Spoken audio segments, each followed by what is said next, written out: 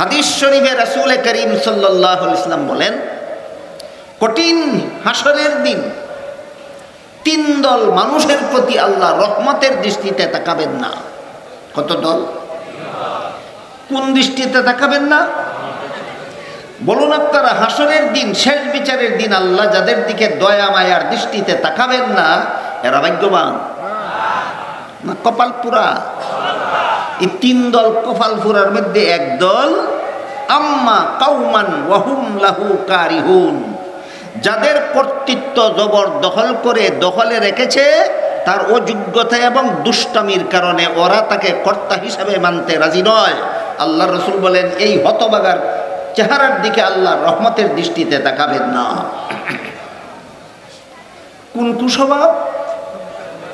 অন্যায়ভাবে কর্তৃত্ব দখল করে রাখে কোন কুস্বভাবের ফসল?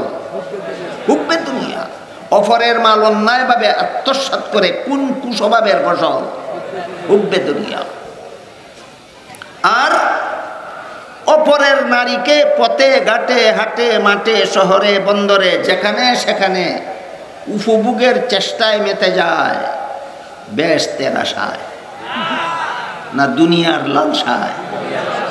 বুঝে থাকলে বলুন, বর্তমান বাংলাদেশে কোনো মুসলমানের অন্তরে এই 10টা কুস্বভাবের একটা আছে আর বাকিগুলি নাই? আমি তো একটা উদাহরণস্বরূপ বললাম, আরো তো 9টা আছে। এই 10টা কুস্বভাবের মধ্যে একটা কুস্বভাবের নাম হুব্বে দুনিয়া। একটা কুস্বভাব অন্তরে থাকলে, যার অন্তরে থাকে, হাজার হাজার লক্ষ লক্ষ কোটি কোটি পাপ সে দিন রাত 24 ঘন্টা অহরহ করতে থাকে। যত মানুষ দুনিয়াতে যত রকমের অন্যায় অপরাধ করে, যত রকমের জুলুম নির্যাতন করে, যত রকমের পাপের কাজ করে, যত রকমের গুনার কাজ করে, সবগুলি এই 10টা কুস্বভাবের ফসল। আমরা সমস্ত মুসলমানেরাই বিশ্বাস করি আল্লাহ সদা সর্বদা আমাকে দেখে। এই বিশ্বাসের ত্রুটি নাই কারো, অভাব নাই কারো। যে মুসলমান চুরি করে, যেই মুসলমান ডাকাতি করে, যেই মুসলমান জিনা ব্যভিচার করে, যেই মুসলমান সুদ খায়, যেই মুসলমান ঘুষ খায়, যেই মুসলমান মদ খায়, যেই মুসলমান গাঞ্জা খায়, যেই মুসলমান খুন খারাপি করে, যেই মুসলমান সন্ত্রাস করে, যেই মুসলমান দুর্নীতি করে, যেই মুসলমান জালিয়াতি করে, না বাংলাদেশের কোনো মুসলমান এই কাজগুলি করে না? এই প্রত্যেকটা মুসলমানের বিশ্বাস আছে আল্লাহ আমাকে দেখে। প্রত্যেকটা মুসলমানের বিশ্বাস আছে যে আল্লাহ আমাকে দেখে। আমার এতক্ষণের কথা বুঝে থাকতে বলুন তো, এই বিশ্বাস থাকা সত্ত্বেও এতগুলি অপকর্ম যারা করে, তাদের ইমানটা জাগ্রত? ইউসুফ আলাইহিস সালামের ইমানটাও ঘুমন্ত ছিল, জাগ্রত। তাহলে এই বিশ্বাসের ঘুমন্ত অবস্থার আর জাগ্রত অবস্থার মধ্যে কি কিছু বেশ কম আছে? 19-20 না আকাশ পাতাল? যতক্ষণ পর্যন্ত বিশ্বাসটা ঘুমন্ত থাকে ততক্ষণ পর্যন্ত এটার সম্পর্ক হলো ইলমে আকাইদের সাথে। আর যখন বিশ্বাস জাগ্রত হয়ে যায় তখন তার সম্পর্ক হয়ে যায় ইলমে তাজকিয়ার সাথে। আলহামদুলিল্লাহ নাহমাদুহু ওয়া নাস্তাঈনুহু ওয়া নাস্তাগফিরুহু ওয়া নু'মিনু বিহি ওয়া নাতাওয়াক্কালু আলাইহি ওয়া নাউযু বিল্লাহি মিন শুরুরি আনফুসিনা ওয়া মিন সাইয়্যিআতি আ'মালিনা। من يهده الله فلا مضل له ومن يضلله فلا هادي له ونشهد أن لا إله إلا الله وحده لا شريك له ونشهد أن سيدنا ونبينا ومولانا محمدا عبده ورسوله صلى الله تعالى عليه وعلى آله وأصحابه وبارك وسلم. أما بعد فأعوذ بالله من الشيطان الرجيم. بسم الله الرحمن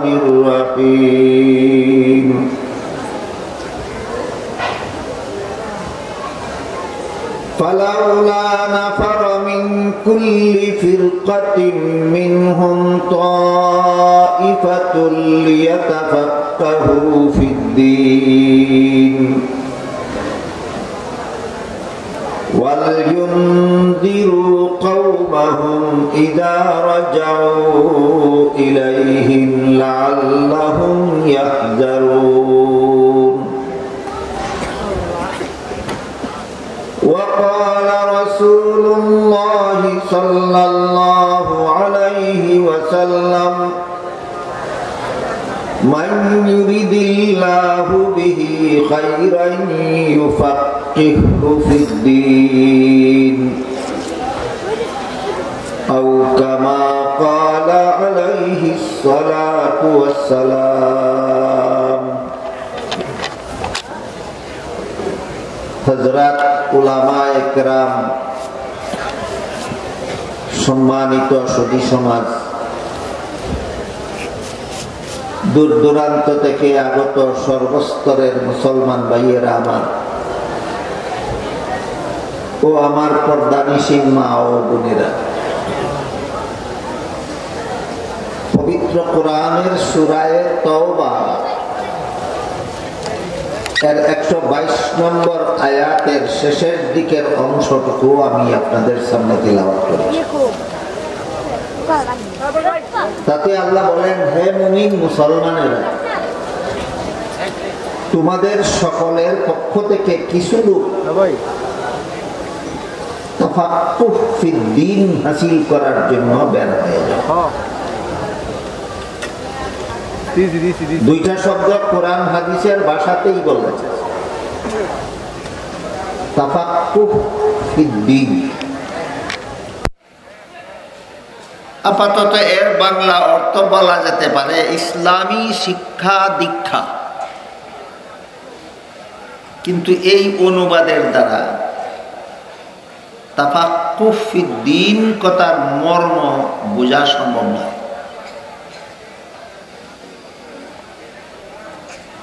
অনুবাদটা তখনই বুঝে আসবে যখন আমরা এর মর্মটা বিশ্লেষণ সহকারে বুঝে নেব, তারপরে বুঝে আসবে অনুবাদ ইসলামী শিক্ষা দীক্ষা বলতে কি বোঝায়। এজন্য আমি কোরআন হাদিসের ভাষাটা হুবহু বলে দিলাম। আল্লাহ বলেন, তোমাদের কিছু লোক তাফাক্কুহ ফিদ্দীন হাসিল করার জন্য বের হয়ে যায়। এখানে প্রধান শব্দ হলো দুইটা, একটা হইল দিন আর একটা হইল তাফাক্কুহ। এই দুইটা শব্দ পৃথক পৃথক ভাবে বুঝলেই মর্মটা আমার ধারণা মতে সহজে বুঝে। একটা হলো দিন আর একটা হলো তাফাক্কুহ। পবিত্র কোরআনের বিভিন্ন আয়াতে এবং রাসূল তার বিভিন্ন হাদিসে বহু ক্ষেত্রেই দিন শব্দটা ব্যবহার করেছেন, কিন্তু এই দিন শব্দটা কোরআন হাদিসে সব ক্ষেত্রেই একই অর্থে ব্যবহৃত হয় না। বিভিন্ন আয়াতে দিন শব্দকে আল্লাহ বিভিন্ন অর্থে ব্যবহার করেছেন। রাসূল তার বিভিন্ন হাদিসে দিন শব্দকে বিভিন্ন অর্থে ব্যবহার করেছেন, যে কারণে সাধারণ মুসলমান তো সাধারণ মুসলমান, কোনো যেমন তেমন আলেমকেও যদি জিজ্ঞাসা করা হয় দিন বলতে কি বুঝেন, পরিষ্কার জবাব দিতে পারে না, সুস্পষ্ট কোনো ধারণা রাখে না। এর কারণ দিন শব্দটাকে আল্লাহ নিজেই কুরআনের সবগুলি আয়াতে একই অর্থে ব্যবহার করেননি। বিভিন্ন আয়াতে আল্লাহ দিন শব্দটাকে বিভিন্ন অর্থে ব্যবহার করেছেন। প্রথমে আমরা এরই কিছু উদাহরণ শুনি। পবিত্র কোরআনের যে আয়াতে আল্লাহ সর্বপ্রথম দিন শব্দ ব্যবহার করেছেন সেটা হলো সূরাতুল ফাতিহার ৩ নম্বর আয়াত। এখানে আল্লাহ বলেন মালিকি ইয়াউমিদ্দিন, এর অর্থ হলো কর্মফল দান দিবসের মালিক। এখানে আল্লাহ দিন শব্দটাকে কর্মফল অর্থে ব্যবহার করেছেন। অনুরোধ করে বলি, কোন সূরার কত নম্বর আয়াতে দিন শব্দকে আল্লাহ কোন অর্থে ব্যবহার করলেন আমি ধারাবাহিকভাবে বলছি। আপনারা একটু যদি মনোযোগের সাথে শোনার এবং স্মরণ রাখার চেষ্টা করেন তাহলে পরবর্তী কথাগুলি বোঝা আপনাদের জন্য ইনশাআল্লাহ খুব সহজ হয়ে যাবে। সূরাতুল ফাতিহার ৩ নম্বর আয়াতে আল্লাহ দিন শব্দ ব্যবহার করেছেন কর্মফল অর্থ বোঝাবার জন্য। যেদিন জগতের সমস্ত মানুষের কর্মফল দেওয়া হবে সেই দিনের মালিক হলেন আল্লাহ। আশা করি আপনারা বলতে পারবেন জগতের সমস্ত মানুষের কর্মফল কোন দিন দেওয়া হবে? কিয়ামতের দিন। কাজে আয়াতের শব্দার্থ হলো কর্মফল দান দিবসের মালিক আল্লাহ, মর্মার্থ হলো কিয়ামতের দিনের মালিক আল্লাহ। তা আমাদের যেহেতু এখানে একটা শব্দার্থ নিয়ে আলোচনা, দিন শব্দের অর্থ, এজন্য আমরা শব্দার্থটাই মনে রাখি। সূরাতুল ফাতিহার ৩ নম্বর আয়াতে আল্লাহ দিন শব্দটা ব্যবহার করেছেন কর্মফল অর্থ বোঝাবার। মেহরবানি করে ভুলে যাবেন না। তারপরে দেখুন সূরাতুল বাকারার ২৫৬ নম্বর আয়াতে আল্লাহ বলেছেন লা ইকরাহা ফিদ্দীন। এখানে দিন অর্থ কর্মফল নয়, এখানে দিন শব্দটাকে আল্লাহ ধর্ম অর্থে ব্যবহার করেছে। আয়াতের অর্থ হলো ধর্মের বেলায় বল প্রয়োগ চলবে না। সমস্ত ধর্মাবলম্বীরাই আপন আপন ধর্ম পালনে স্বাধীন।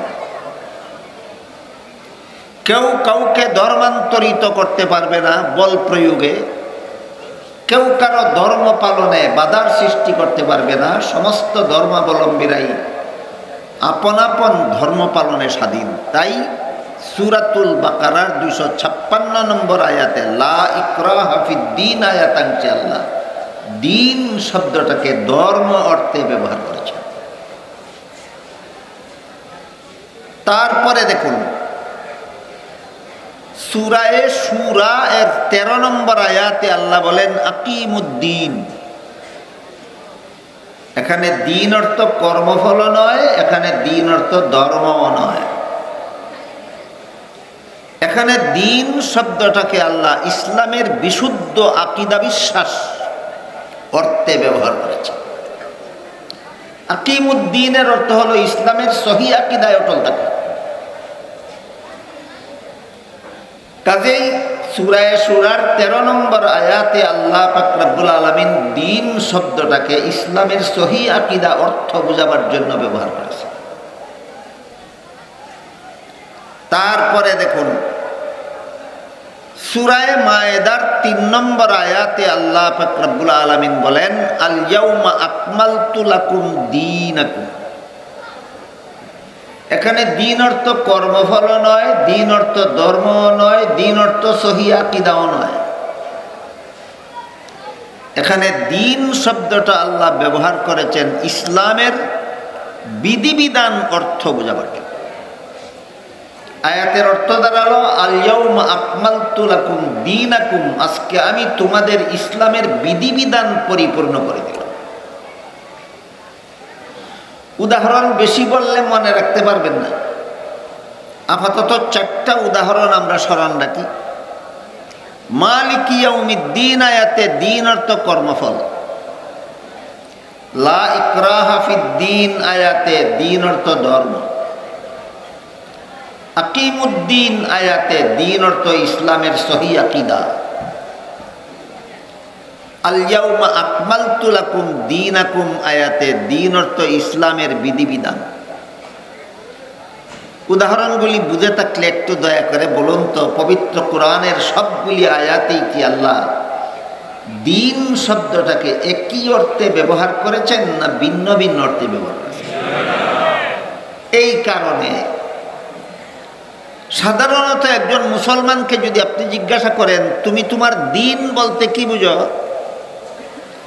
সে পরিষ্কার কোনো জবাব দিতে পারে না, কারণ এই প্রশ্নের জবাবের বেলায় তার পরিষ্কার কোনো ধারণাই নেই।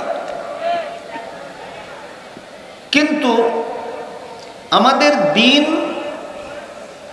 মুসলমানের দিন বলতে কি বোঝায়, এই প্রশ্নের জবাবটার সম্পর্কে সমস্ত মুসলমানদের পরিষ্কার ধারণা থাকা দরকার।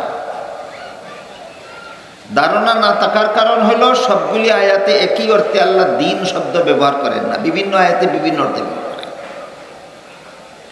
তাহলে সুস্পষ্ট ধারণাটা আমার দিন বলতে কি বোঝায়, এই প্রশ্নের পরিষ্কার জবাব, এই ব্যাপারে সুস্পষ্ট ধারণা পাওয়া যায় রাসূলের একটি প্রসিদ্ধ হাদিসে। মুহাদ্দিসিনে কেরামের পরিভাষায় হাদিসটাকে হাদিসে জিবরিল বলা। জিবরিল ফিরিস্তা একজন অচেনা মানুষের আকৃতি ধারণ করে রাসূল করিম সাল্লাল্লাহু আলাইহি ওয়াসাল্লামের খেদমতে এসেছিলেন। তখন রাসূলের কাছে কয়েকজন সাহাবা বসা ছিলেন। রাসূলের মুখোমুখি হয়ে বসলেন এবং কতগুলি কথা জিজ্ঞাসা করলেন। রাসূল জবাব দিলেন। জবাব দেওয়ার পর জিবরিল যখন চলে গেলেন, তখন রাসূল উপস্থিত সাহাবাদের জিজ্ঞাসা করলেন, কোন লোকটা এসে আমার সাথে প্রশ্নোত্তর করে চলে গেল, তোমরা কি তাকে চিনতে পেরেছ? সাহাবায়ে কেরাম বলেন, আমরা চিনতে পারি।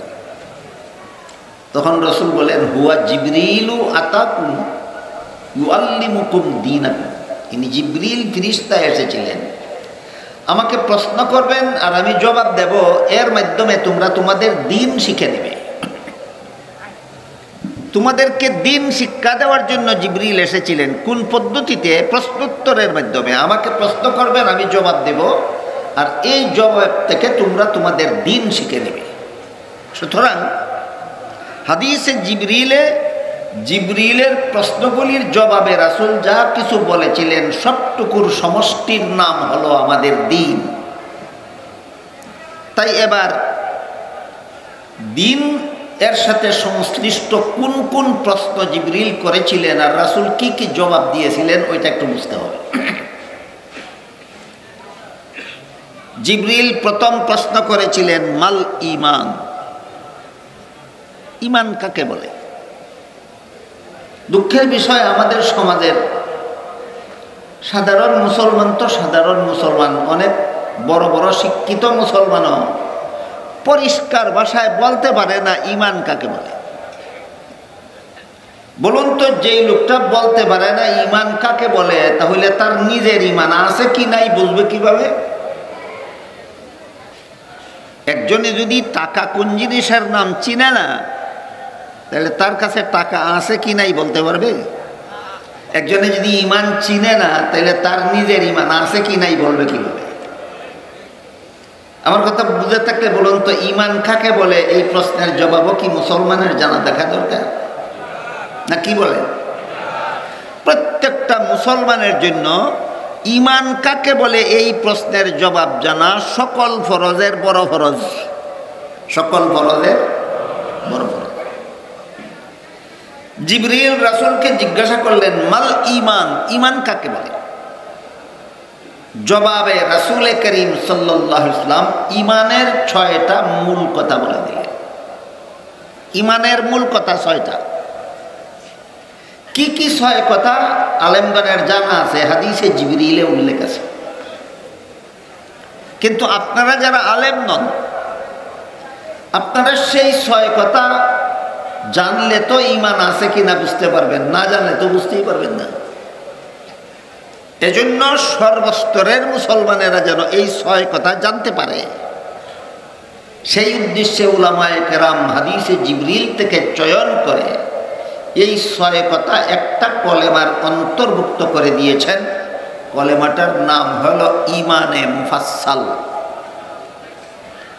আমানতু বিল্লাহি ওয়া মালাইকাতিহি ওয়া কুতুবিহি ওয়া রুসুলিহি ওয়াল ইয়াউমিল আখিরি ওয়াল কদরি খাইরিহি ওয়া শাররিহি মিনাল্লাহি তাআলা ওয়াল বাসি বাদাল মাউত। এই কলেমার ধারাবাহিক তরজমা করলে কথা দাঁড়ায় 7টা, কিন্তু 2টা কথা এমন আছে যে 2টার মর্ম এক। সুতরাং 2টার মর্ম যেহেতু এক, এই জন্য এই কলেমার মর্মার্থ বললে ঈমানের মূল কথা দাঁড়ায় 6টা। 1 নম্বরে আমি আল্লাহ বিশ্বাস করলাম। 2 নম্বরে আল্লাহর ফিরিস্তাগণ বিশ্বাস করলাম। 3 নম্বরে আল্লাহর নাজিলকৃত আসমানি কিতাবগুলি বিশ্বাস করলাম। 4 নম্বরে আল্লাহর প্রেরিত নবী রাসূলগণকে বিশ্বাস করলাম। 5 নম্বরে আল্লাহর নির্ধারিত তকদির বা ভাগ্য তালিকা বিশ্বাস করলাম। 6 নম্বরে আমি আখিরাত বা পরকাল বিশ্বাস করলাম। কথা হইল আল্লাহ বিশ্বাস, ফিরিস্তা বিশ্বাস, আসমানি কিতাব তথা কোরআন বিশ্বাস, নবী রাসূল বিশ্বাস, তকদির বিশ্বাস, আখিরাত বিশ্বাস। 6 বিশ্বাসের সমষ্টির নাম ঈমান।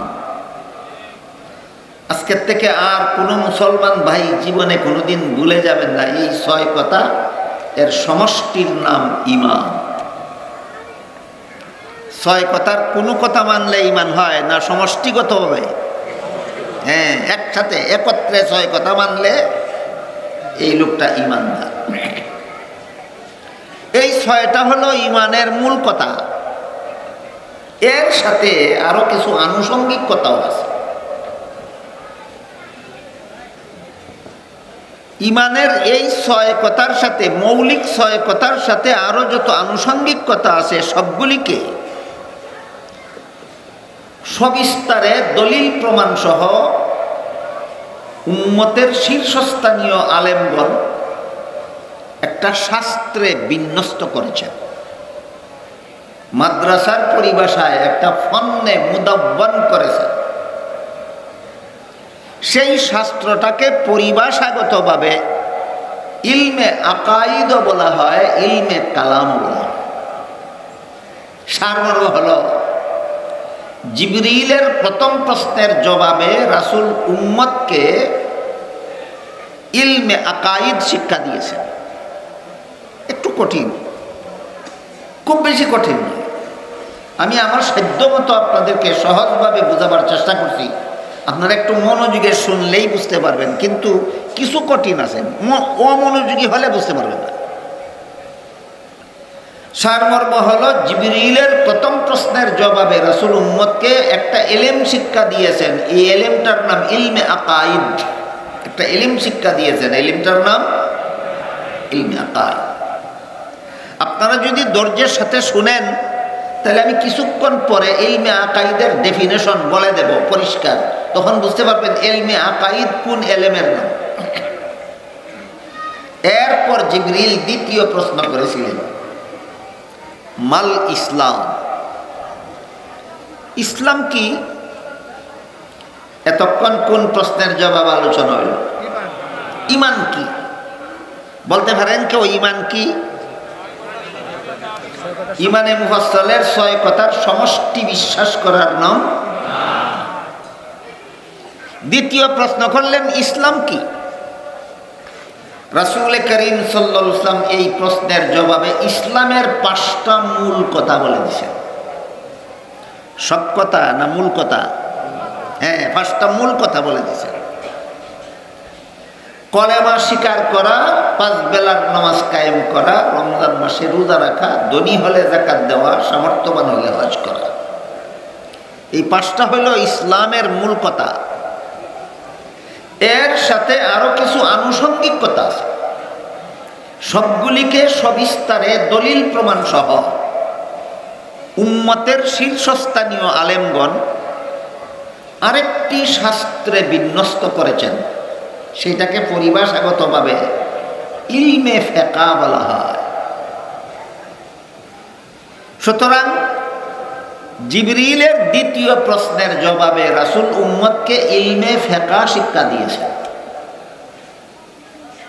আমি একটু নিজেকে নিজে যাচাই করি, আপনাদেরকে বুঝাতে সক্ষম হলাম না ব্যর্থ হলাম যাচাই করার জন্য জিজ্ঞেস করতে চাই। প্রথম প্রশ্নের জবাবে রাসূল উম্মতকে কোন ইলম শিক্ষা দিয়েছিলেন? ইলমে আকাইদ। দ্বিতীয় প্রশ্নের জবাবে রাসূল উম্মতকে কোন ইলম শিক্ষা দিলেন? ইলমে ফিকহ।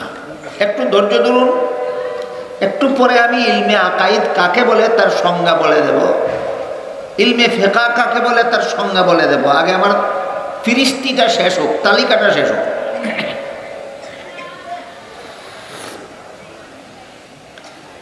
এবার জিবরিল ফিরিস্তা রাসূলকে তৃতীয় প্রশ্ন করে জিজ্ঞেস করলেন, মাল ইহসান,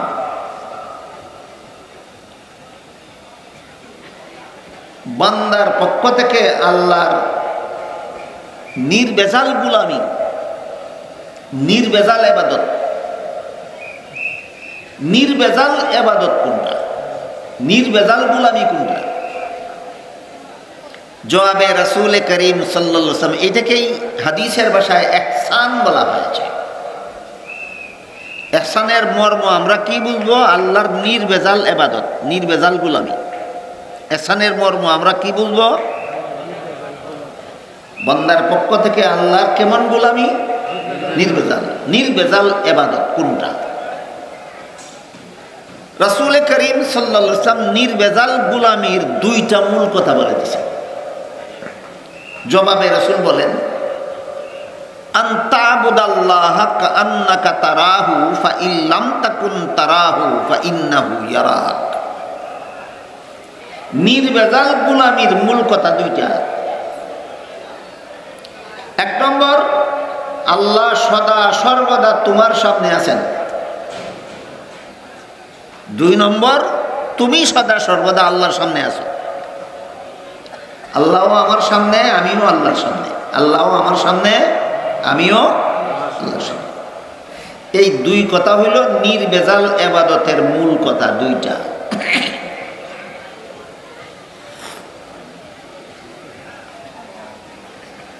সারমর্ম হলো জিবরিলের 3 নম্বর প্রশ্নের জবাবে রাসূল উম্মতকে আরেকটা ইলম শিক্ষা দিয়েছেন।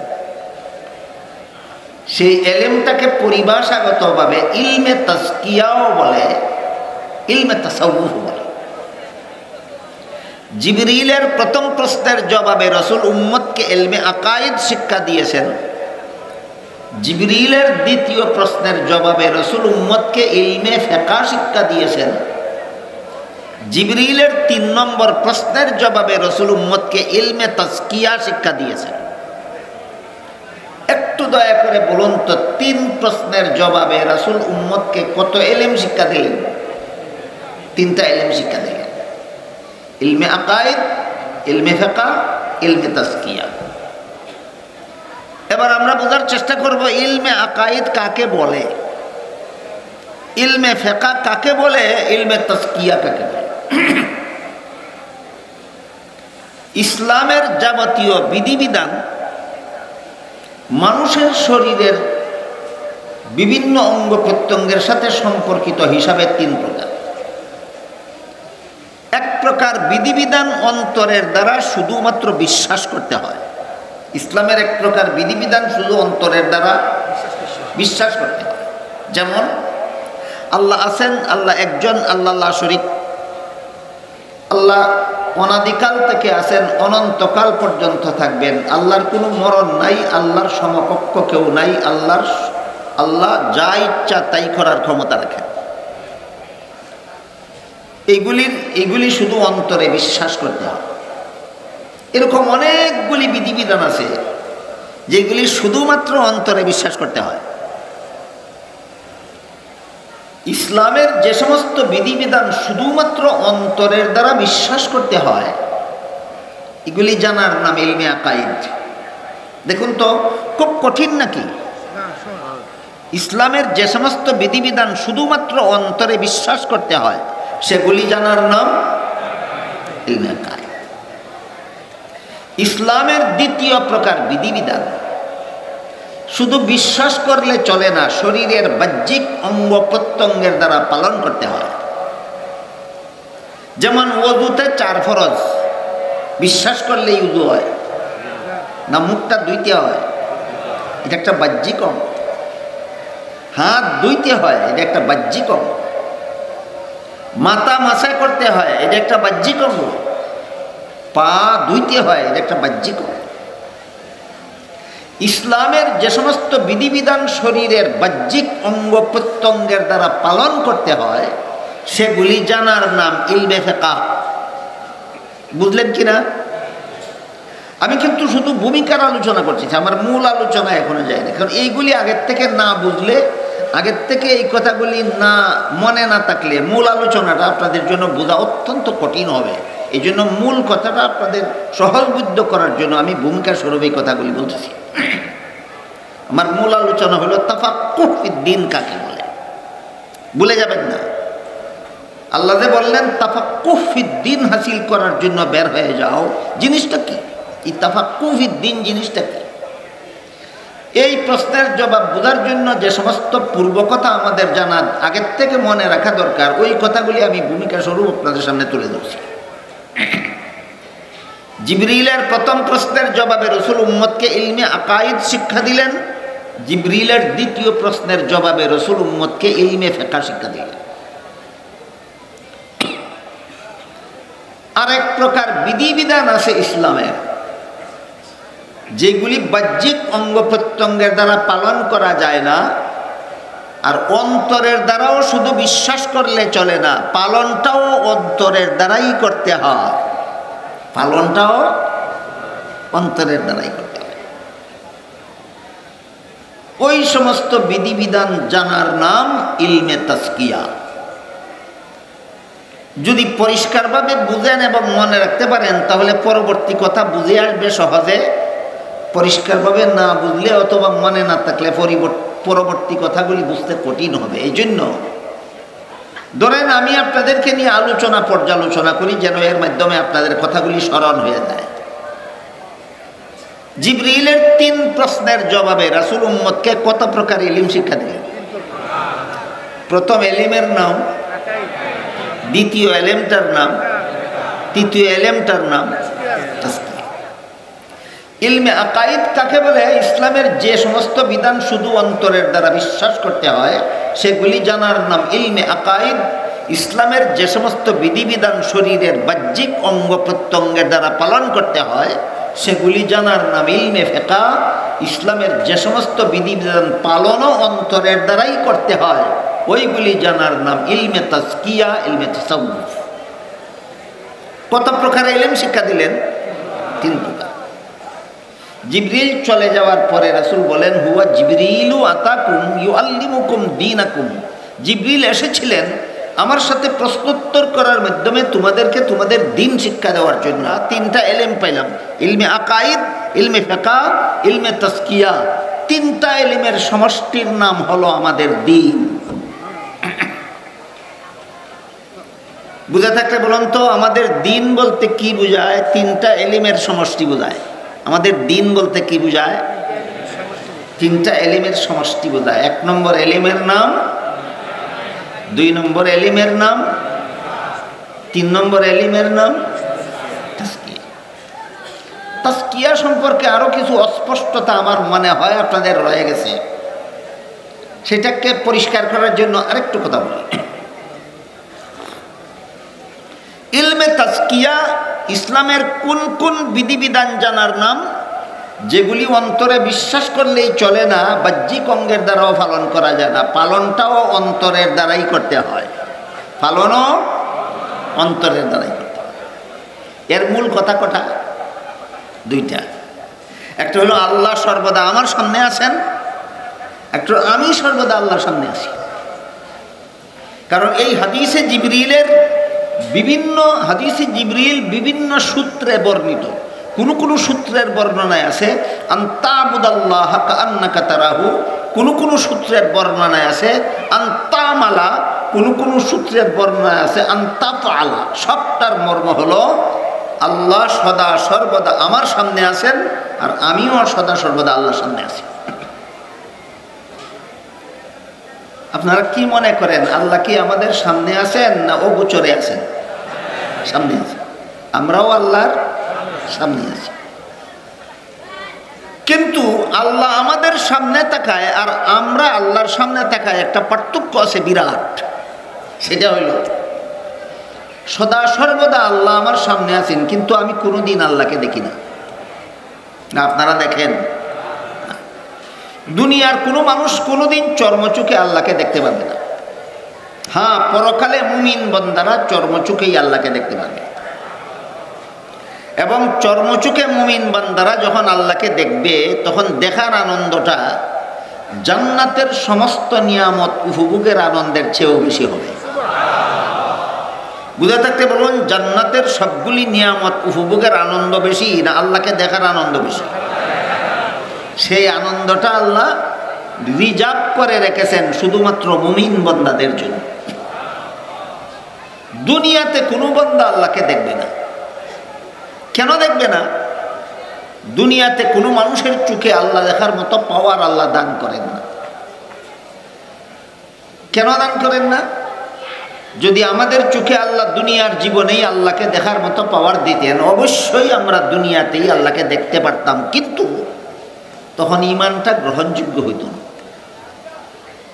আল্লাহ দেখে ঈমান আনলে ঈমান কবুল হয় না, আল্লাহ না দেখে ঈমান আনলে ঈমান কবুল হয়।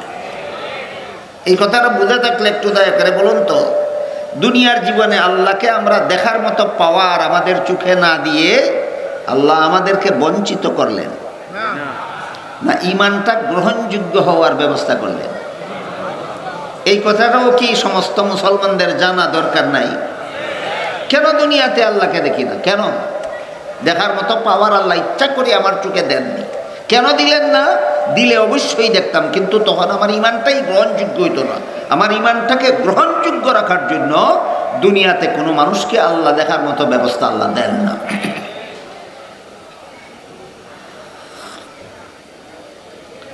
তাইলে আল্লাহ আমার সামনে আছেন সর্বদা ঠিক, কিন্তু একটা বিশেষ কারণে আমি আল্লাহকে দেখি না। আমার চোখের মধ্যে সেই পাওয়ার নাই, আমার চোখে দেখার দৃষ্টিশক্তির মধ্যে একটা ত্রুটি আছে। আমার দৃষ্টিশক্তির মধ্যে একটা কি আছে? কতটুকু ত্রুটি? যে ত্রুটির কারণে আমি আল্লাহকে দেখি না, যেটুকু ত্রুটির কারণে আমার দুই কাঁধে দুজন ফিরিস্তা বসা আছেন কিন্তু আমি দেখি না, এতটুকু ত্রুটি প্রত্যেকটা মানুষের দৃষ্টিশক্তির মধ্যে আছে। কিন্তু আমি যে আল্লাহর সামনে আছি, আল্লাহরও দেখার বেলায় কিছু ত্রুটি আছে না? বিন্দুমাত্র ত্রুটি নাই। তাহলে আল্লাহ অবশ্যই সদা সর্বদা আমাকে দেখেন। আমি যে আল্লাহর সামনে আছি সর্বদা, আল্লাহ সর্বদাই আমাকে দেখেন। আল্লাহ যে আমার সামনে আছেন সর্বদা, আমি কখনো আল্লাহকে দেখি না। এই হইল আল্লাহ আমার সামনে তাকায় আর আমি আল্লাহর সামনে তাকায় ব্যবধান। আমি কি আপনাদেরকে বুঝাতে পারলাম? আল্লাহও সর্বদা আমার সামনে আছেন, আমিও সর্বদা আল্লাহর সামনে আছি, কিন্তু আল্লাহকে আমি দেখি না কেন? আমার চোখের একটা ত্রুটি আছে। আর আমি যে আল্লাহর সামনে আছি, আল্লাহর কোনো ত্রুটি নাই। আল্লাহ মুহূর্তে মুহূর্তেই, প্রতি সেকেন্ডে সেকেন্ডেই আমাকে দেখতেছেন। এই পর্যন্ত হইল ইলমে আকাইদের সাথে সম্পর্ক।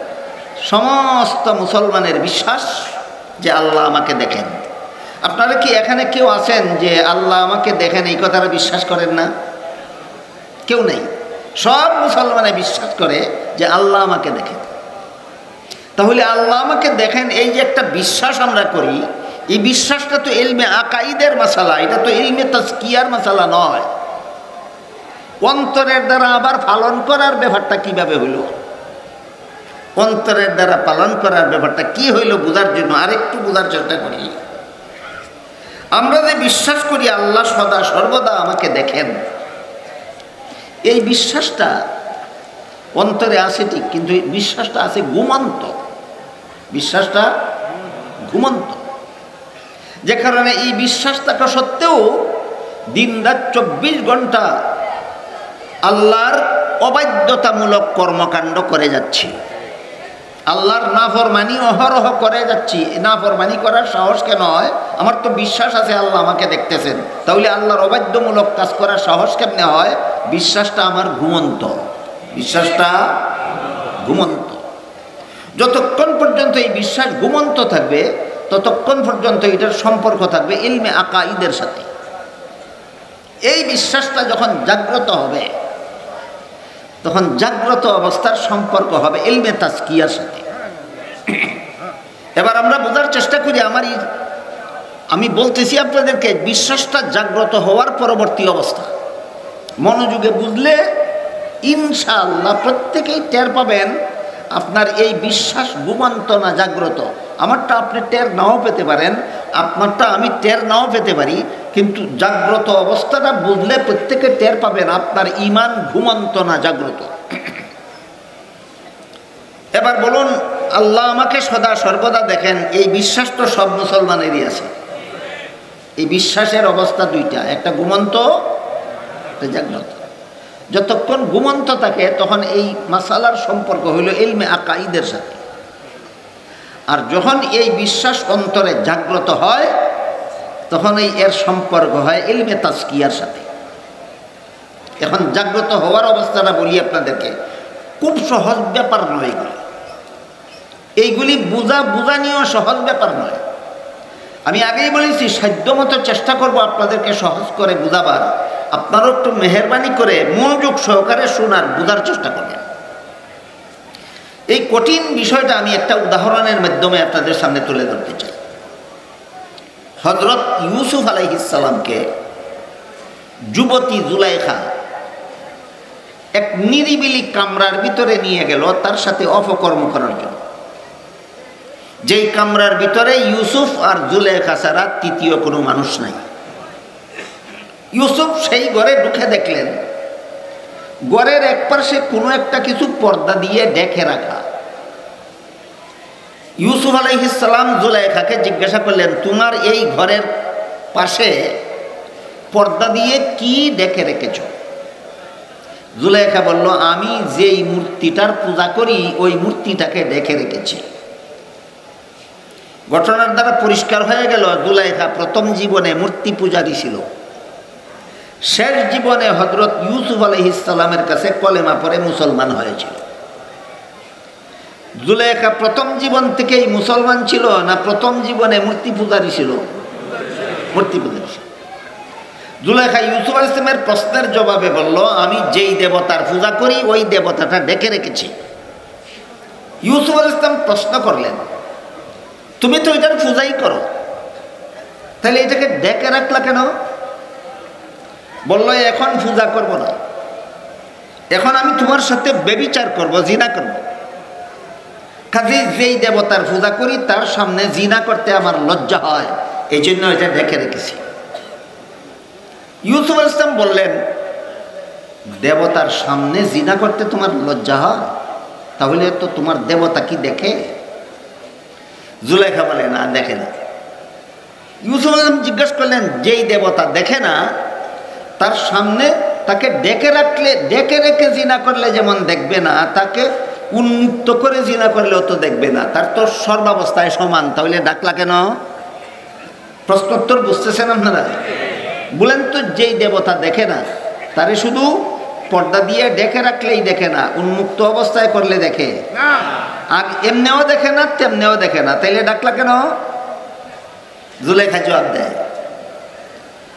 যদিও আমার দেবতা দেখে না, কিন্তু দেবতার চক্ষুগুলি এমনভাবে বানানো হয়েছে যে তার মধ্যে দেখার ভঙ্গি আছে। চোখের মধ্যে, চোখে আসলেই দেখে না, দেখার ভঙ্গিতে বানানো হয়েছে, দেখার ভঙ্গিতে বানানো। এই ভঙ্গিটার কারণেই আমার লজ্জা করে। ইউসুফ আলাইহিস সালাম বললেন, তোর যেই দেবতা আসলে দেখে না, শুধু দেখার ভঙ্গিতে বানানো হয়েছে, এই কারণেই যদি তার সামনে আমার সাথে জিনা করতে তোর লজ্জা হয়, আমার আল্লাহ তো আসলেই দেখে। তুই বল, সেই আল্লাহর সামনে তোর সাথে জিনা করতে কি আমার লজ্জা হয় না? এই লোকটার আমি আল্লাহর সামনে আসি এই বিশ্বাসটা ঘুমন্ত না জাগ্রত? আমি কি আপনাদেরকে বুঝাতে পারলাম? আল্লাহ আমি আল্লাহর সামনে আছি, এই বিশ্বাস ঘুমন্ত অবস্থার ইমানওয়ালার পাওয়ার কত, আর এই বিশ্বাস যার জাগ্রত আছে তার ইমানের পাওয়ার কত? বিষয়টা কি বুঝাতে পারলাম?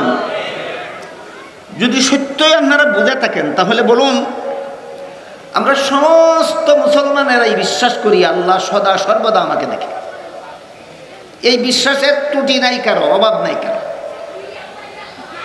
যে মুসলমান চুরি করে, যেই মুসলমান ডাকাতি করে, যেই মুসলমান জিনা বেবিচার করে, যেই মুসলমান সুদ খায়, যেই মুসলমান ঘুষ খায়, যেই মুসলমান মদ খায়, যেই মুসলমান গাঞ্জা খায়, যেই মুসলমান খুন খারাপি করে, যেই মুসলমান সন্ত্রাস করে, যেই মুসলমান দুর্নীতি করে, যেই মুসলমান জালিয়াতি করে, না বাংলাদেশের কোনো মুসলমান এই কাজগুলি করে না? এই প্রত্যেকটা মুসলমানের বিশ্বাস আছে আল্লাহ আমাকে দেখে। প্রত্যেকটা মুসলমানের বিশ্বাস আছে যে আল্লাহ আমাকে দেখে। আমার এতক্ষণের কথা বুঝে থাকলে বলুন তো, এই বিশ্বাস থাকা সত্ত্বেও এতগুলি অপকর্ম যারা করে তাদের ঈমানটা জাগ্রত? ইউসুফ আলাইহিস সালামের ঈমানটাও ঘুমন্ত ছিল, জাগ্রত।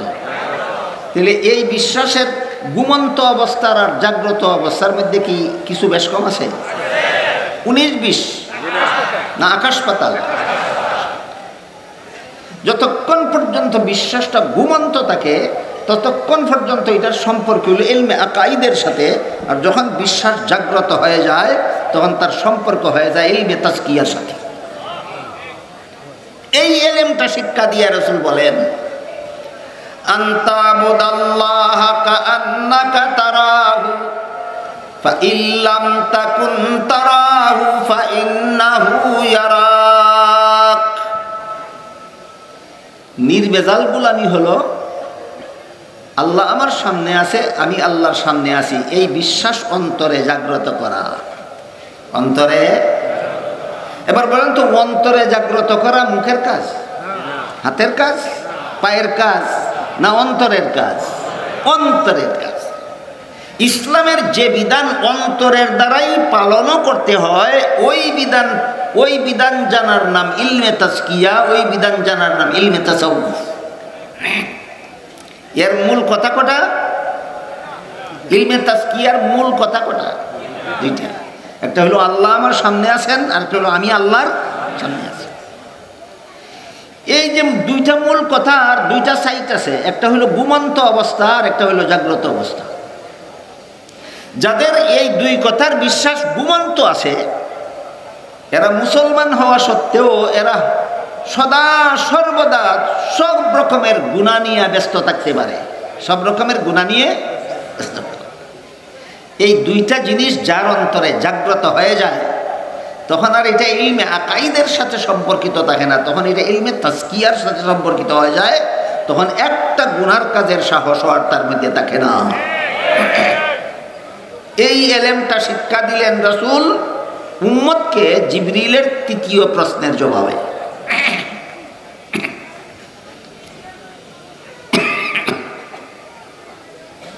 ইলমে তাজকিয়ার মূল কথা দুইটা, যা হাদিসে জিবরিলে রাসূল বলে দিয়েছে। এই দুইটা মূল কথার সাথে আরো যত আনুষঙ্গিক কথা আছে, সবগুলিকে সবিস্তারে দলিল প্রমাণ সহ উম্মতের শীর্ষস্থানীয় আলেমগণ একটি শাস্ত্রে বিন্যস্ত করেছেন। শাস্ত্রটার নাম ওই ইলমে তাজকিয়া, ইলমে তাসাউফ। এর মূল কথা দুইটা, এর শাখা প্রশাখা 20টা। কটা? ইলমে তাজকিয়ার শাখা প্রশাখা কটা? 20টা। আল্লামা ইমাম গাজালি রহমতুল্লাহি আলাইহি আরবাঈন ফি উসুলিদ্দিন নামক কিতাবে লিখেছেন, 10টা কুস্বভাব অটোমেটিকলি মানুষের মনে জন্ম হয়। এগুলি মন থেকে অপসারণ করা একমাত্র অন্তরের কাজ। মন থেকে কুস্বভাব দূর করে ফেলা হাতের কাজ, পায়ের কাজ, না অন্তরের কাজ? 10টা কুস্বভাব মানুষের অন্তরে জন্ম হয়, এগুলিকে মন থেকে অপসারণ করতে হয়। আর 10টা সুস্বভাব চেষ্টা করে পরিশ্রম করে অন্তরের মধ্যে জাগ্রত করতে হয়। 10টা কুস্বভাবকে অপসারণ করা আর 10টা সুস্বভাবকে প্রতিষ্ঠিত করা অন্তরের মধ্যে, এই 20টা হইল ইলমে তাজকিয়ার শাখা প্রশাখা। ইলমে তাজকিয়ার মূল 2টা, শাখা প্রশাখা 20টা। ইলমে তাজকিয়ার মূল 2টা, শাখা প্রশাখা 20টা। আপনারা যদি মনে করেন এত কঠিন কথা আমরা বুঝি না, তাইলে প্রসঙ্গটা বন্ধ করে দেব। আর যদি বলেন মোটামুটি বুঝতে পারতেছেন, তাহলে অন্তরের দ্বারা করার মতো 20টা কাজ যে আছে, এর 2টা উদাহরণ দিতে চাই। কটা উদাহরণ? 2টা উদাহরণ। একটা হলো কতগুলি কুস্বভাব মনের মধ্যে জন্ম হয়, এগুলি মন থেকে অপসারণ করতে হয় অন্তরের দ্বারা, হাতের দ্বারা, পায়ের দ্বারা নয়। আরেকটা হলো 10টা সুস্বভাবের জন্ম দিতে হয় অন্তরের মধ্যে, এটা অন্তরের দ্বারাই, বাহ্যিক কোনো অঙ্গ প্রত্যঙ্গের দ্বারা নয়। 10টা কুস্বভাবের একটা কুস্বভাবের নাম হলো হুব্বে দুনিয়া। মনের মধ্যে কতগুলি কুস্বভাব জন্ম হয়? 10টা। এগুলি মন থেকে অপসারণ করা কার কাজ? অন্তরের কাজ। এই 10টা কুস্বভাবের মধ্যে একটা কুস্বভাবের নাম হুব্বে দুনিয়া। এই হুব্বে দুনিয়া এর বাংলা অর্থ হইল দুনিয়াটাকে অন্যায়ভাবে উপভোগের লালসা। দুনিয়াটাকে অন্যায়ভাবে উপভোগের লালসা আছে কি কোনো মুসলমানের অন্তরে? যারা চুরি করে, ডাকাতি করে, ছিনতাই করে, হাইজেক করে, জবরদখল করে, কিসের লোভে? জান্নাতের লোভে না দুনিয়াটা উপভোগ করার লোভে? দুনিয়া উপভোগ করার লোভে। যারা সুদ খায়, ঘুষ খায়, মদ খায়, গাঁজা খায়, জান্নাতের লোভে না দুনিয়ার লোভে? দুনিয়ার লোভে। এরপর যারা মসজিদের মুসল্লিরা চায় না তাকে ইমাম হিসাবে বরণ করে নিতে, হয়তো তার কেরাত ভুল, না হয়তো তার নামাজের মাসালা মাসাইল জানা নাই, কেমন ভুল করলে সহসজদা দিলে নামাজ শুদ্ধ হয়ে যায়, আর কেমন ভুল করলে সহসজদা দিলেও নামাজ শুদ্ধ হয় না, এগুলি ইমামে জানেই না। এই কারণে মুসল্লিরা তাকে ইমাম হিসাবে মানতে রাজি না। কমিটির সাথে গোপনে আতাত করে, হয়তো কমিটির কাউকে ঘুষ দিয়ে ইমামতির পদটা দখল করে নিল। মুসল্লিরা নারাজ তাকায় না তাকায় তার কিছু আসে যায় না। এই ইমাম সাহেব মসজিদের ইমামতির পদ বৈধভাবেই দখল করে নিল না অন্যায়? বেহেশতের লোভে না দুনিয়া? এরকম অন্যায়ভাবে পদ জবরদখল করা এবং অন্যায়ভাবে পদটাকে দখল করে নিজের দখলে রাখার অপকর্ম কি বর্তমান সমাজের কোনো মুসলমান করে? বলুন, অন্তরের কোন কুস্বভাবের ফসল? হুব্বে দুনিয়া। কোন কুস্বভাব? হুব্বে দুনিয়া। হাদিস শরীফে রাসূল করিম সাল্লাল্লাহু আলাইহি ওয়াসাল্লাম বলেন, কঠিন হাসরের দিন 3 দল মানুষের প্রতি আল্লাহ রহমতের দৃষ্টিতে তাকাবেন না। কত দল? কোন দৃষ্টিতে তাকাবেন না? বলুন আপনারা, হাসরের দিন, শেষ বিচারের দিন আল্লাহ যাদের দিকে দয়া মায়ার দৃষ্টিতে তাকাবেন না, এরা ভাগ্যবান না কপাল পুরা? এই 3 দল কপাল পুরার মধ্যে এক দল আম্মা কাউমান ওয়াহুম লাহু কারিহুন, যাদের কর্তৃত্ব জবরদখল করে দখলে রেখেছে, তার অযোগ্যতা এবং দুষ্টামির কারণে ওরা তাকে কর্তা হিসাবে মানতে রাজি নয়। আল্লাহ রসুল বলেন, এই হতভাগার চেহারার দিকে আল্লাহ রহমতের দৃষ্টিতে তাকাবেন না। কোন কুস্বভাব? অন্যায়ভাবে কর্তৃত্ব দখল করে রাখে কোন কুস্বভাবের ফসল? হুব্বে দুনিয়া। অপরের মাল অন্যায়ভাবে আত্মসাৎ করে কোন কুস্বভাবের ফসল? হুব্বে দুনিয়া। আর অপরের নারীকে পথে ঘাটে হাটে মাঠে শহরে বন্দরে যেখানে সেখানে উপভোগের চেষ্টায় মেতে যায়, বেহেশতের আশায় না দুনিয়ার লালসায়? বুঝে থাকলে বলুন, বর্তমান বাংলাদেশে কোনো মুসলমানের অন্তরে এই 10টা কুস্বভাবের একটা আছে আর বাকিগুলি নাই? আমি তো একটা উদাহরণস্বরূপ বললাম, আরো তো 9টা আছে। এই 10টা কুস্বভাবের মধ্যে একটা কুস্বভাবের নাম হুব্বে দুনিয়া। একটা কুস্বভাব অন্তরে থাকলে, যার অন্তরে থাকে, হাজার হাজার লক্ষ লক্ষ কোটি কোটি পাপ সে দিন রাত 24 ঘন্টা অহরহ করতে থাকে।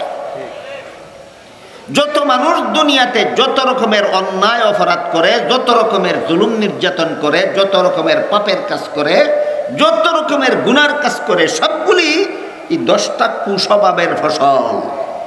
সবগুলি 10টা কুস্বভাবের ফসল। এর মধ্যে একটা কুস্বভাবের কথা বললাম আজকে, নাম হুব্বে দুনিয়া। আমার কথা বুঝে থাকলে বলুন, বাংলাদেশের কোনো মুসলমানের অন্তরে এমন কুস্বভাব আছে?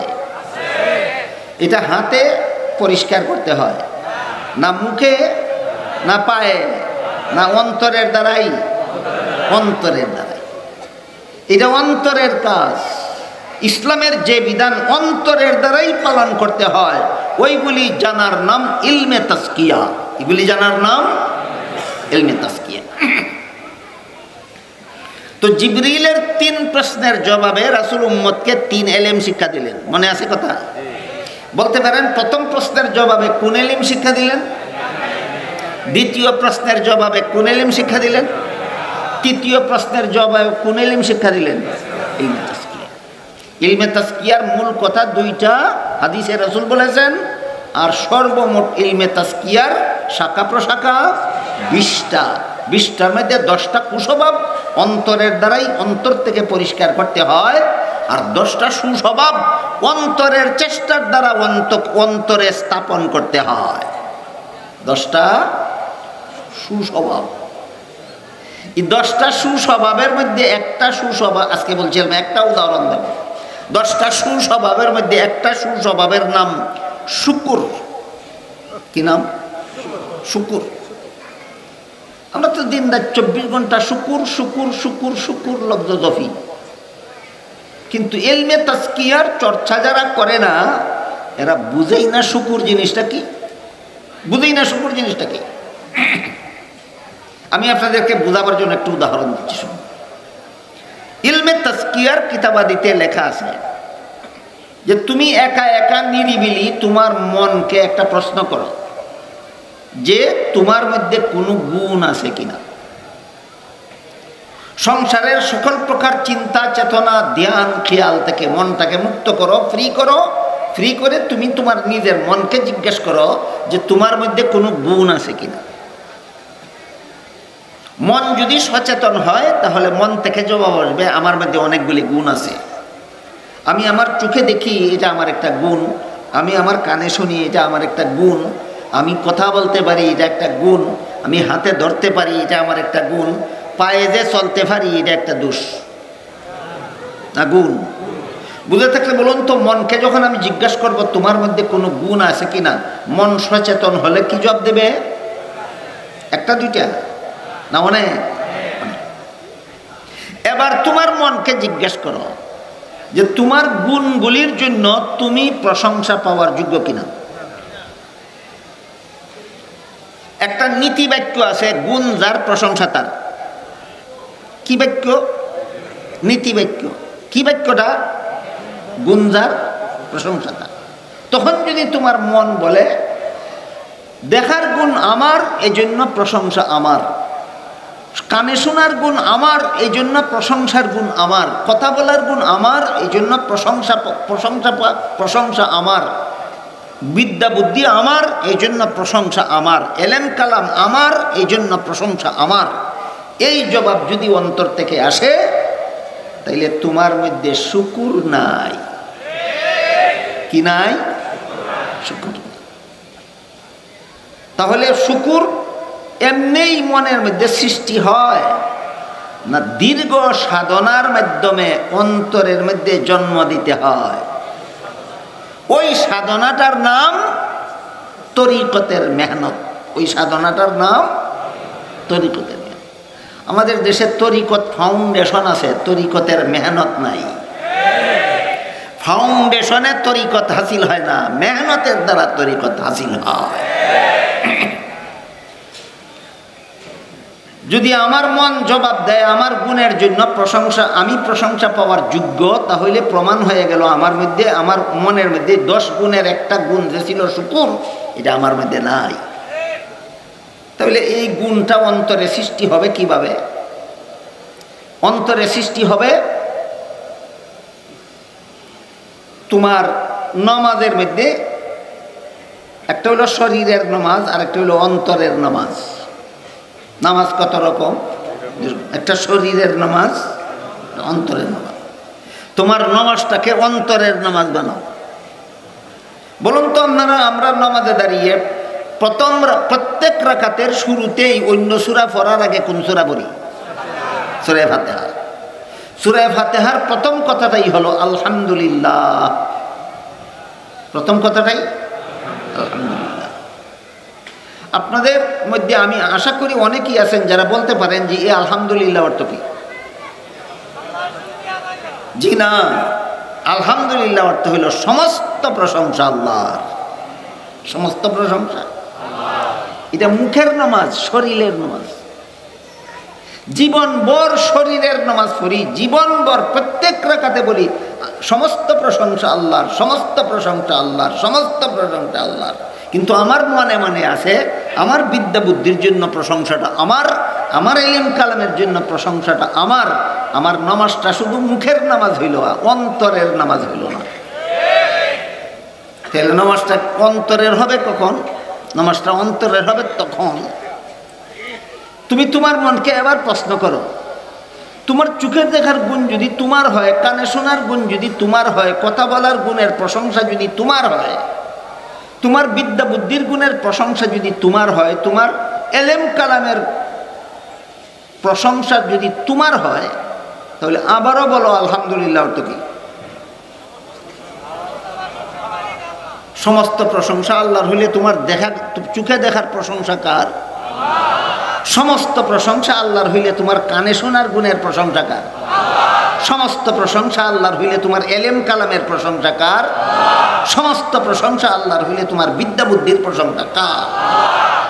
যদি এই কথাটা অন্তরে আমি বদ্ধমূল করতে পারি, তখন 10 গুণের 1 গুণ আমার। তখন আমি যে আলহামদুলিল্লাহ রাব্বিল আলামিন বলি, এটা শুধু মুখের নামাজ হবে না, এটা অন্তরের নামাজ হবে। বিষয়টা কি আমি আপনাদেরকে বুঝাতে পারলাম? তো ইমাম গাজালি লেখেন, এই হুব্বে দুনিয়ার মতো আরো 9টা কুস্বভাব আছে মনের মধ্যে, মনের দ্বারাই পরিষ্কার করতে হয়। আর শুকুরের গুণের সাথে আরো 9টা গুণ আছে, মনের দ্বারাই মনে স্থাপন করতে হয়। সুতরাং ইলমে তাজকিয়ার শাখা প্রশাখা হইল 20টা। ইলমে তাজকিয়ার শাখা প্রশাখা 20টা। জিবরিলের প্রথম প্রশ্নের জবাবে রাসূল উম্মতকে ইলমে আকাইদ শিক্ষা দিয়েছেন। জিবরিলের দ্বিতীয় প্রশ্নের জবাবে রাসূল উম্মতকে ইলমে ফিকহ শিক্ষা দিয়েছেন। জিবরিলের তৃতীয় প্রশ্নের জবাবে রাসূল উম্মতকে ইলমে তাজকিয়া শিক্ষা দিয়েছেন। 3 ইলমের সমষ্টিকে বলেছেন হুয়া জিবরিলু আতাকুম ইউআল্লিমুকুম দীনাকুম। এই যে জিবরিল ফেরেশতা কথাগুলি আমাকে জিজ্ঞাসা করলেন আর আমি যে জবাব দিলাম, এটার সমষ্টির নাম তোমাদের দ্বীন। এতক্ষণের কথা বুঝে থাকলে এবার বলুন তো, আমাদের দ্বীন কত এলেমের সমষ্টি? 3টা এলেমের সমষ্টি হলো আমাদের দ্বীন। ইলমে আকাইদ, ইলমে ফিকহ, ইলমে তাজকিয়া, 3 এলেমের সমষ্টির নাম হলো আমাদের দ্বীন।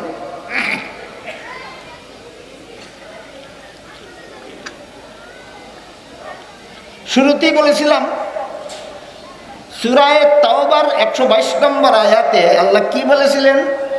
কিছু মুসলমান বের হয়ে যাও দ্বীন হাসিলের জন্য, না তাফাক্কুহ ফিদ্দীন হাসিলের জন্য?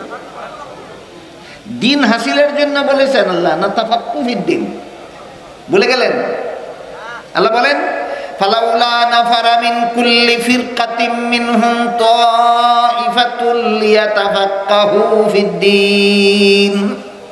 লিয়াতাআল্লামু ফিদ্দীন বলেননি, লিয়াতাফাক্কাহু ফিদ্দীন বলেছেন। এর মানে হলো দ্বীন হাসিলের জন্য বের হয়ে যাও বলেননি, তাফাক্কুহ ফিদ্দীন হাসিলের জন্য বের হয়ে যাও। বলেছিলাম 2টা শব্দ পৃথক পৃথক ভাবে বুঝলে মর্ম বোঝা সহজ হবে। একটা হইল দ্বীন আর একটা হইল তাফাক্কুহ ফিদ্দীন। এতক্ষণে আমি আপনাদেরকে দ্বীন বুঝাবার চেষ্টা করেছি। বুঝে থাকলে বলুন তো দ্বীন কোন জিনিসের নাম? 3টা এলিমের সমষ্টির নাম দ্বীন। ইলমে আকাইদ, ইলমে ফিকহ, ইলমে তাজকিয়া, 3 এলিম এর নাম দ্বীন। এবার আমরা বোঝার চেষ্টা করি তাফাক্কুহ ফিদ্দীন কি। তাফাক্কুহ ফিদ্দীনের মর্ম হলো ইলমে আকাইদের মাসাইলগুলি অন্তরে বিশ্বাস করো, ইলমে ফিকহের বিষয়গুলি বাহ্যিক অঙ্গ প্রত্যঙ্গের দ্বারা পালন করো, ইলমে তাজকিয়ার বিষয়গুলি অন্তরের দ্বারা পালন করো। যে ইলমে আকাইদের বিষয়গুলি অন্তরে বিশ্বাস করে, যে ব্যক্তি ইলমে ফিকহের বিষয়গুলি বাহ্যিক অঙ্গ প্রত্যঙ্গের দ্বারা আমল করে, আর যে ইলমে তাজকিয়ার বিষয়গুলি অন্তরের দ্বারা পালন করে, ওই ব্যক্তির তাফাক্কুহ ফিদ্দিন হাসিল হল। কি হাসিল হল? এই মর্মে হাদিস শরীফে রাসূল বলেন, মান ইউরিদিল্লাহু বিহি খায়রান ইউফাক্কিহু ফিদ্দিন।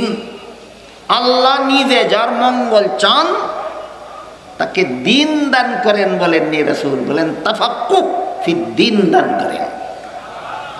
আল্লাহ যার মঙ্গল চান তাকে দিন দান করেন, না তাফাক্কুহ ফিদ্দিন দান করেন? বুঝে থাকলে বলুন তো, তাফাক্কুহ ফিদ্দিন বলতে আমরা কি বুঝলাম? 3 এলেমের বাস্তবায়নের নাম, নিজের জীবনে 3 এলেমের বাস্তবায়নের নাম তাফাক্কুহ ফিদ্দিন। 3টা এলেমের বাস্তবায়ন যার জীবনে হয়ে গেল, প্রমাণ হয়ে গেল আল্লাহ নিজে তোমার উপকার করতে চান। এই কথাটাই বুঝিয়ে এক হাদিসে রাসূল এই 3 এলেম শিক্ষা দিলেন, আর এক হাদিসে শিক্ষা দিলেন এই 3 এলেম যার মধ্যে বাস্তবায়ন হয় তাকে তার তাফাক্কুহ ফিদ্দিন হাসিল হয়। আল্লাহ পাক রব্বুল আলামিন নিজেই তার মঙ্গল চান। 2টা বিষয় কি আমি আপনাদের বোঝাতে পারলাম? দিন কাকে বলে আর তাফাক্কুহ ফিদ্দিন কাকে বলে? 3 এলেমের সমষ্টিকে দিন বলে, আর 3 প্রকার এলেম নিজের জীবনে বাস্তবায়ন করাকে তাফাক্কুহ ফিদ্দিন বলে। এবার বলেছিলাম মর্ম বুঝলে পরে বাংলা তর্জমা বুঝবেন। বাংলা তর্জমাটা কি বলেছিলাম মনে আছে কারো? আল্লাহ বলেন, হে মুসলমানেরা, তোমাদের সকলের পক্ষ থেকে কিছু মুসলমান বের হয়ে যাও ইসলামী শিক্ষা দীক্ষা গ্রহণের জন্য।